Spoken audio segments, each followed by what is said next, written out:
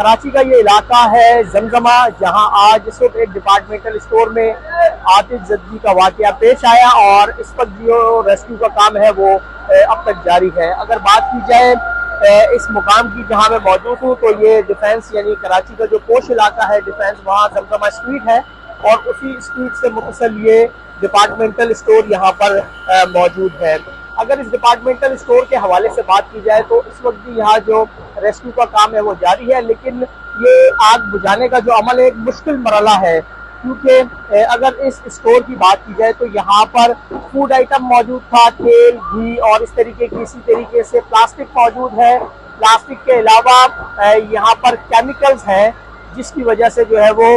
आग वक्फे वक्फे से मुख्तलिफ मुकामात पर लगी नजर आ रही है। बात की जाए इंतजामिया के हवाले से तो मेयर कराची मुर्तज़ा वहाब ने अब से कुछ देर कबल इस जगह का दौरा भी किया है और तमाम सूरत हाल का जायजा लिया है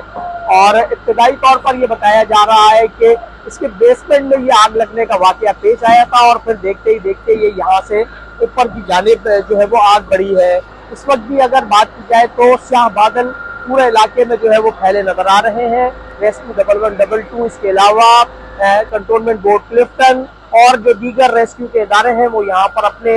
ऑपरेशंस को जारी रखे हुए हैं। अभी तक मुकम्मल तौर पर आग पर काबू नहीं पाया जा सका है। अगर बात की जाए इस जगह की तो यहाँ